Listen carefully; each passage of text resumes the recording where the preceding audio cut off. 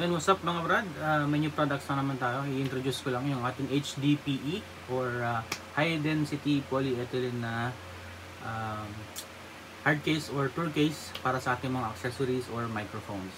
Yung HDPE, sometimes tinatawag nilang Heavy Duty Polyethylene or sometimes High Density because nga mas matigas ito, mas matibay kumpara sa normal ABS na type or ABS plastic na case. Okay? So right now, ang dumating pa lang sa akin is yung 4RU, yung nasa taas, saka yung sa baba is yung 6RU. So itong demonstration is for new na hindi pa nakakita nito at hindi pa alam kung ano yung specs nito ng ating unit, no? Kasi hindi lang naman ako yung nagbebenta nito, maraming companies ang nagbebenta nito sa Pilipinas. Okay, so yung 4RU, ibig sabihin nun, 4 na unit, no? 4 rack unit. So 1, 2, 3, 4. Yung isang yung PSC ko, yung RBE ko, GEQ, tsaka yung isa, tsaka yung microphone natin na MCX, tag isang rack unit yan. So itong 4 na to kasya diyan. Ito naman, ang tawag dito is 6RU na HDPE. Ibig naman sabihin nun is 6 na unit ng rack ang kasya dito. Ayan. So pakita ko lang yung paano ito binubuksan, no? So, may twist lock tayo dito mga bro. All accessories is kulay black, no? Yung ABS kasi is aluminum yung kanyang lining. Yan. So, twist mo lang and then it will open. Yan. Mga idol. And then, sa loob mismo, may kasama na rin mga screws ito, tsaka washers para pag mag-install ka ng accessories, available na sa loob. Hindi ka nabibili. Okay? Open ko lang din yun sa kabila.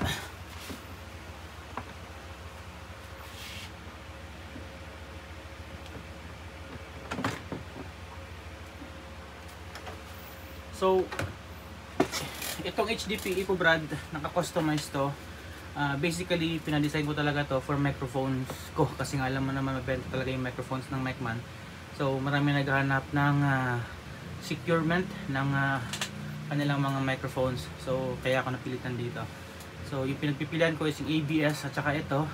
Since mas matibay ito kumpara dun sa isa, kaya ito na lang yung kinuha ko. At the same time kasi yung difference naman nila nasa 300, 400 pesos lang. So bakit pa ako pupunta dun sa ABS kung mas matibay ito, dadagdag na lang ako ng 300 pesos, mas maganda pa. Okay. So yung both takip niya mga idol, no? Yung iba kasi microphone sa kabila zipper for accessories, mga wires, di ba? So yung sa akin, again, since design ito for microphones and accessories, ang both sides niya, pati yung 6RU natin, ay mayroong mga microphone foams yan. Parehas na parehas yan. Okay? So may zipper siya dito. Okay? For securement. Yan. Tapos, ito, pwede mo tanggalin. Okay? So bawat isang takip ay merong kasya ang 3 microphones. So, kabilaan, 3 set o 3 racks, 3 microphone ang kaya niya, 3 receiver ang kaya niyang i-take care para sa dual handheld. So 6 na microphones lahat ang kasya kada unit. Okay sir? So try natin yung mga Micman mics natin. Unahin ko yung MCT natin. Yan, swak na swak siya brad. Okay. Yung sa baba pala yun mga idol, no? May foam din yan. Yan, may foam din yan sa baba. So kahit ilapag mo yan dyan sa may ano, or in case pala halimbawa di nyo kailangan yung foam na to, pwede nyo naman tanggalin. Okay. So ilagyan natin dito. Ito pala yung sa ano naman to, sa mga belt pack. Yung nasa gilid, pwede nyo rin tanggalin yan. Okay. Hindi ko lang yung MCT natin kasya. Yung MCB natin na handheld, mas mahaba na siya kasi mas mahaba yung barrel yung sa gitna, no? Ayan, swak na swak mga idol. Ayan.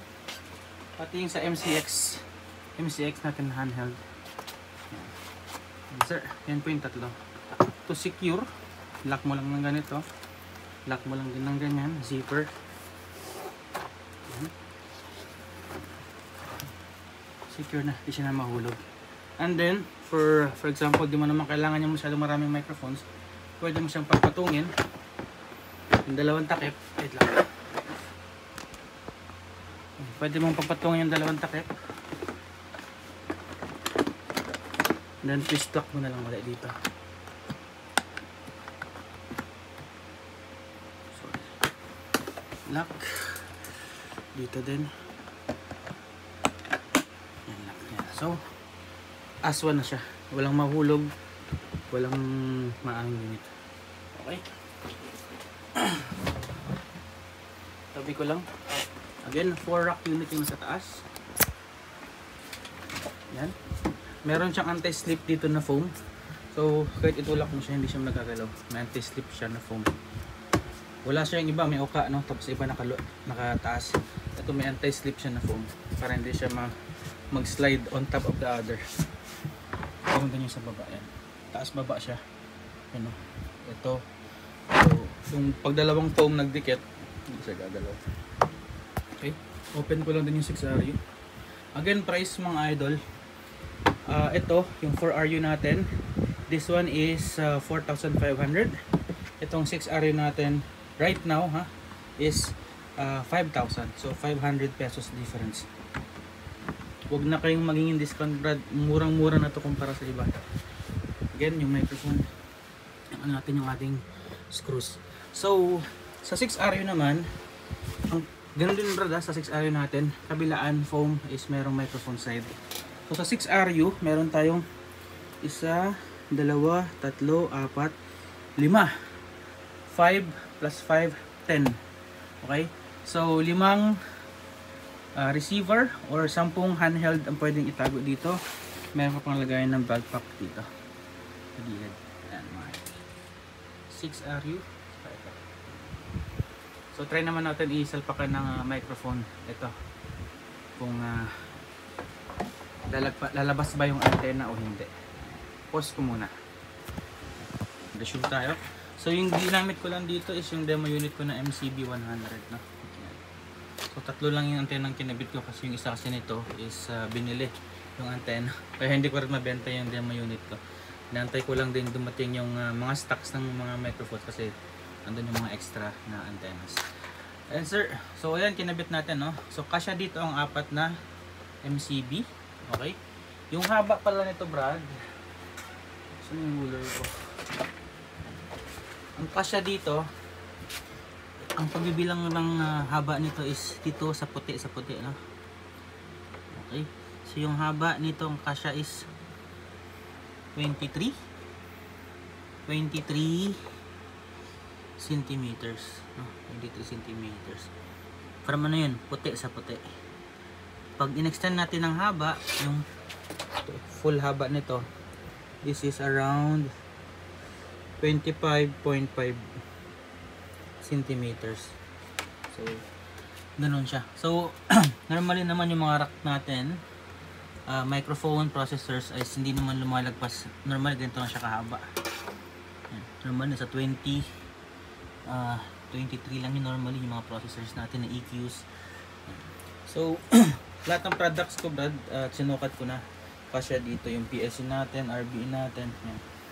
So, sa likod, okay. Sa likod naman, ito yung antena, oh. Saktong-sakto lang nakalabas. Kasi may extension to dito, mag-a-angle pataas. Eh. So, kung meron kang 4 na patong dito, lahat po yan lalabas. Okay. Tapos yan, kagandahan nito, since may space ka dito, kapag impake na, yung isa kasi mas maikli, yung ABS mas maikli. Every time kasi doon na magdi-dismantle ka, kailangan mo pang tanggalin yung antena. Yun yung pangit doon. Maliban na lang, siguro yung likod niya is nakatawag dyan, naka-zipper, no? Pwede mong iinit tanggalin. Ito kasi, isa sa reasons kaya pinili ko rin ito. Kasi dito, kapag pagkatapos mong gamitin, yan, ganun lang yung pagtatago niya. Yan. Hindi mo na kailangan baklasin, iwas sira dito sa ating mga connectors. Tapos pag gagamitin mo na uli, saksak ka lang ng cable dito, kaya maglagay ka ng cable management, itain mo lang dito, tie, hindi na agad, angat mo lang ng ganyan, diretso na uli gamit, diba? Convenient, hindi ka na magkatanggal-tanggal ng antena, hindi ka na magkatanggal ng saksakan, secured pa yung mga handheld mo, secured pa yung ating microphones. Ayan. Ayan sir, again 6RU and 4RU ang available sa ngayon. 4,500 sa 4RU, 5,000 sa 6RU. Sorry, lalulutang na ako. 4,500 sa 4RU, 5,000 pesos po para sa 6RU natin. Again, limited stocks, pero may parating pa naman din. Meron din tayong isang klase pa nito, yung pang HDPE Plus naman. Mas mahal siya ng konti dito, pero iba lang yung handheld ng design. Yung handle niya. Ito kasi ito yung spring-loaded na black na typical na nakikita sa mga tour case. Yun kasi isa yung HDPE Plus, mas mahal onte ng 300 pesos. Iba naman yung handle, naka-fix open. Yan. So, tsaka dito may taper siya.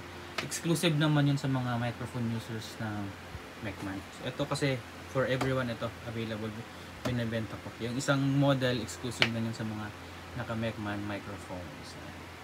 Yan po, again po, 6RU, 4RU available po right now, limited na lang din. Chat na po kung kailangan nyo ng stocks and for reservation for next batches pag maubusan agad kayo ngayon. Thank you po and have a nice day.